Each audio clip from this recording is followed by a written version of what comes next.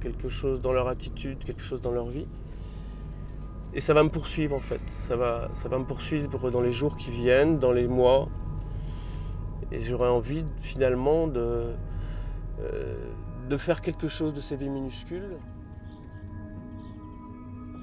À 2 ans, Chiara ne tient pas en place. Elle noie ses peluches dans la mare et les enterre dans le silo à grains. À 3 ans, Chiara en fait 5 et elle est insomniaque. Elle guette les ombres au plafond et se lève avec des cercles sous les yeux. Il est 5 heures et la nuit se retire. La moitié des 60 hectares est moissonnée. Marco rentre les machines. Chiara remonte le chemin du calvaire à pied. Je prépare l'incision. Les ornières roulent sous ses pas. Ses chevilles transpirent. Elle entend des bruissements, des craquements, les gémissements d'une effraie. Dans le virage, les grands bras de maïs repoussent le ciel comme un barrage végétal. Chiara ralentit le pas. Elle voudrait quelque chose, mais quoi? Sa gorge est sèche. Plus loin, une voiture est garée juste en face du vieux tilleul. Un jeune garçon embrasse une minette sur la banquette et lui caresse les jambes. La lune éclaire la scène. Ça coule. Chiara crache comme un homme dans les cailloux juste avant de s'enfuir. SF brute. Blottie au fond du lit, Chiara cherche, les yeux écarquillés. Pourquoi sa gorge est sèche? Puis elle tombe dans un puits sans fond.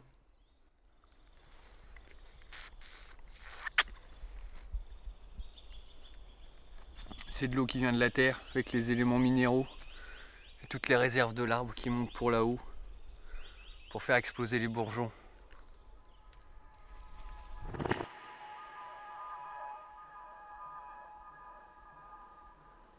Pour passer le temps, elle regarde à la fenêtre les hulottes se cogner au pare-brise, les étoiles s'éteindre derrière les arbres, les hérissons mourir sous les pneus des 4x4.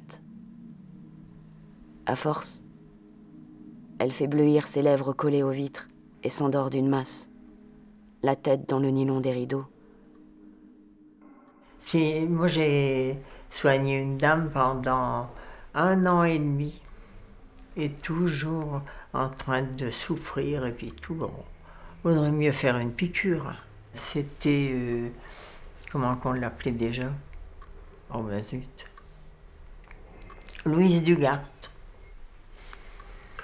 Alors là, je l'avais, je le coiffais. Elle voyait presque plus clair. J'avais 8 ans. Vous aviez 8 ans? Et elle me voyait arriver de loin. J'avais déjà aidé ma mère avant d'aller à l'école. Et puis elle venait pour que je le lave et puis se coiffer. Elle voyait presque plus clair. Mais elle me reconnaissait à ma tête. Elle m'oubliait jamais, hein, ça. Mais beaucoup de gens ne s'occupent pas de leurs voisins. C'est ça. Moi, j'ai toujours aidé les personnes âgées et tout ça. Et mon père, c'était le même. Puis mon père avait planté des pommiers, n'avait jamais de pommes, ça me revient maintenant. Et puis mon frère s'en va soldat. Tous les pommiers pleins de pommes. On a cueilli 650 kilos de pommes à 2, ma mère. Oh ben, moi je dis, on s'en ira tout le monde, hein, ça j'ai pas peur. Le tout c'est de ne pas traîner. Parce que j'ai eu des gens à soigner qui ont traîné 1 an et demi et qui ne savaient presque plus parler, ni voyaient presque plus clair. Bah, ils devaient vivre comme ça.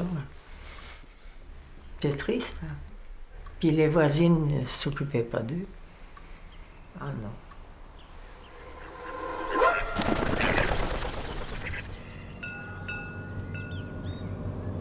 C'est un souvenir d'adolescent, un souvenir violent. Voilà. Je me promène sur un trottoir avec mon vélo, j'ai 15 ans. Et j'ai mon cousin, André, qui passe sur sa mobilette. Il vient de se marier, il y a 2 mois. Sa femme l'attend, elle a fait les bagages pour partir en une sorte de vacances de voyage de noces au Touquet. Et il me fait un petit signe. Et paf, c'est une dame en Volkswagen, une dame âgée qui n'a pas vu qu'il allait tourner et qui le percute de plein fouet. Et voilà, et je suis là sur le trottoir, je suis complètement terrorisé de voir mon cousin par terre, comme ça, inerte.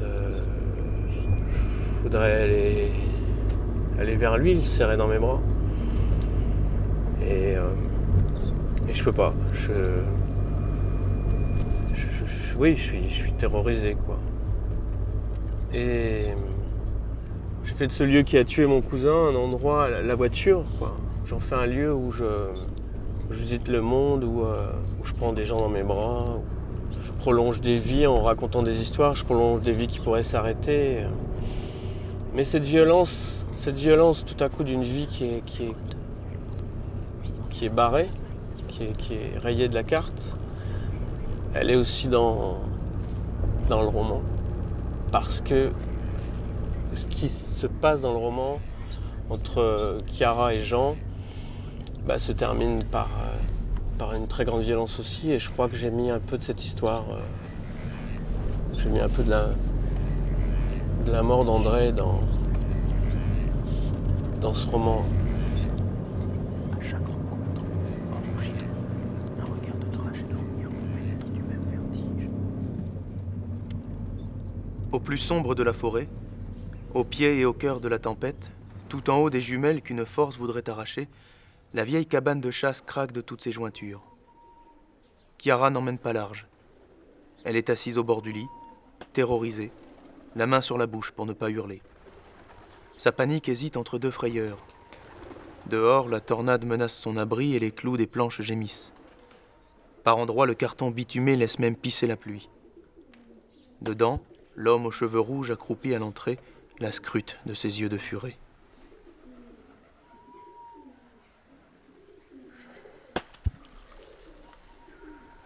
Elle voudrait se lever, lui sourire, faire un geste amical. Mais non. Son âme de petite fille se souvient des monstres cachés sous le lit. Elle craque. Elle se met à genoux et prie de toute son âme la statue décapitée de la Vierge Noire. Jean connaît toutes les peurs, celle du chien, du cheval, la terreur du faisan blessé par le fusil. Mais il ne comprend rien à ces murmures, et la pâleur de Chiara lui est étrangère. Jean se redresse lentement de toute sa taille. Il voudrait toucher cette lumière.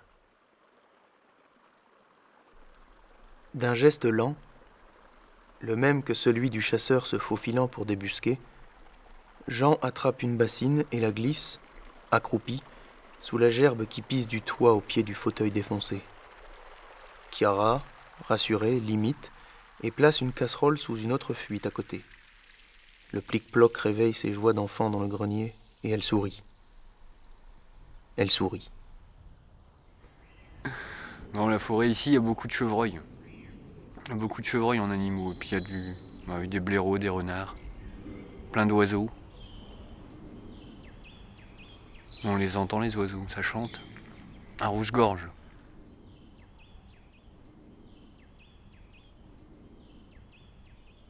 Bah là, pas loin d'ici, quand j'étais tout jeune, je m'amusais, je passais mon temps dans les arbres à écouter les chouettes et à scruter un terrier de blaireaux. Pour essayer de voir les blaireaux sortir.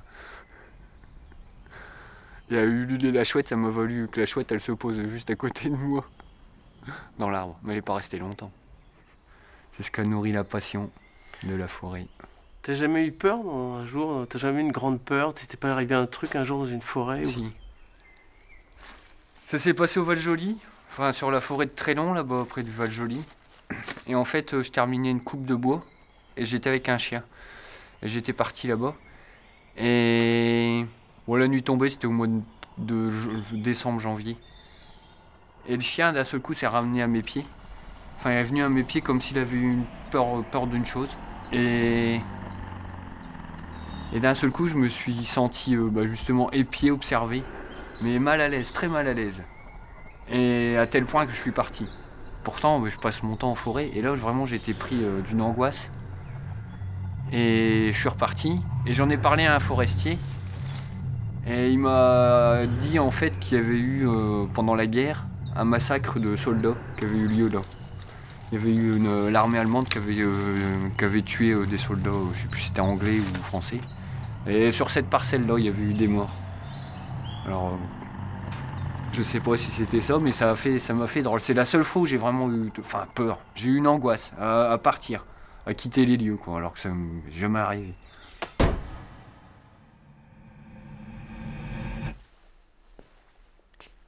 Ici, tout est vert, toujours, même à l'hiver, le silence et la neige.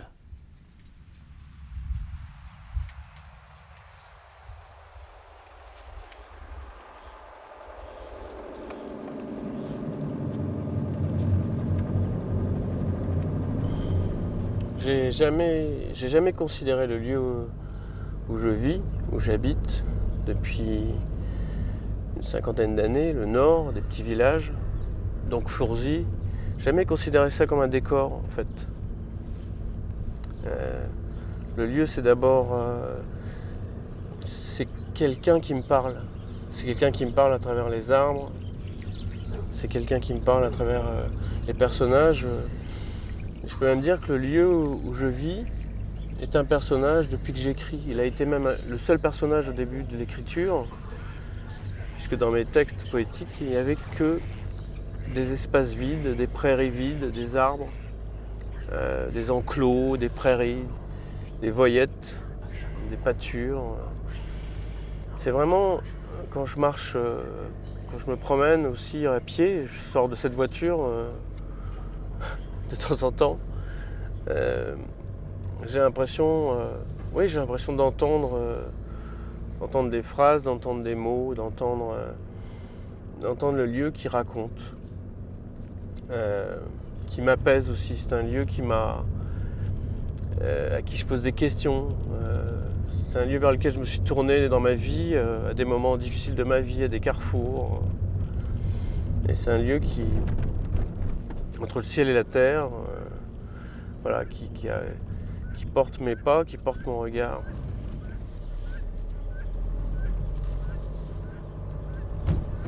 Mon territoire, c'est le regard, c'est ce que je regarde en fait. J'habite ce que je regarde. J'habite cette route, j'habite ce ciel, j'habite ce chemin.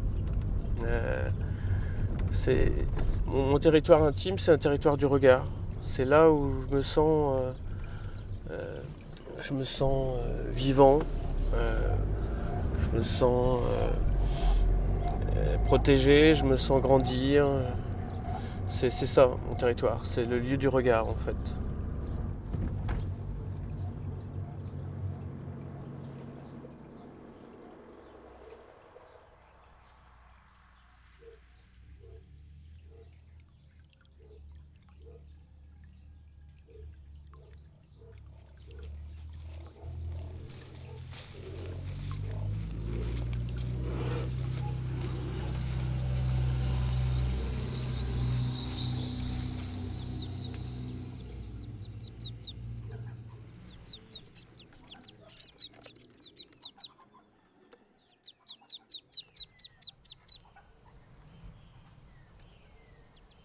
Donc voilà.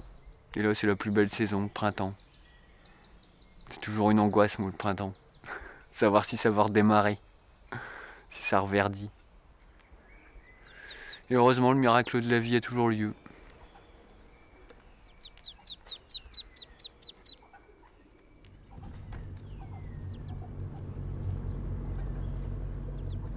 Très vite, le jour des monstres est devenu les encombrants parce que cette idée aussi que ces vies minuscules, qu'est-ce qu'on en fait aujourd'hui? Est-ce qu'on prend le temps de les écouter? Est-ce qu'on prend le temps de les regarder?